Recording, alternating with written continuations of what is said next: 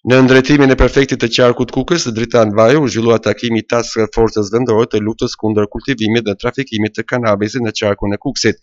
Në këtë takim morën pjesë anëtarët e Task Forces që janë përfaqësues të institucioneve qendrore në nivel vendor, strukturave ushtarake, përfaqësues nga bashkitë e qarkut Kukës e të tjerë. Përfaqësuesit e institucioneve ligjzbatuese raportuan për punën e bërë deri tani dhe diskutuan mbi masat e marra për vitin 2025 në luftën kundër kultivimit të bimëve narkotike.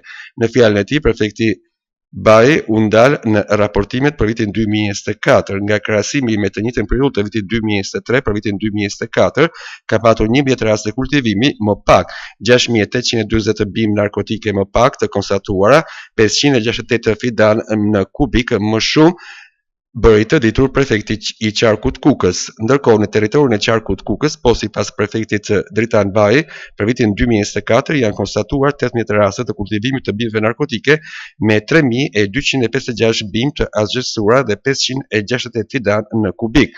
Në fund të takimit, prefekti i qarkut i dha vëmendje të shtuar bashkëpunimit të ndërinstitucional dhe parandalimit të fenomenit në mënyrë që qarku i Kukësit të dalë nga harta e kultivimit dhe trafikimit të bimëve narkotike. Nga të gjithë anëtarët u miratua edhe rregulloria për funksionimin e Task Forces vendore të luftës kundër kultivimit dhe trafikimit të kanabisit.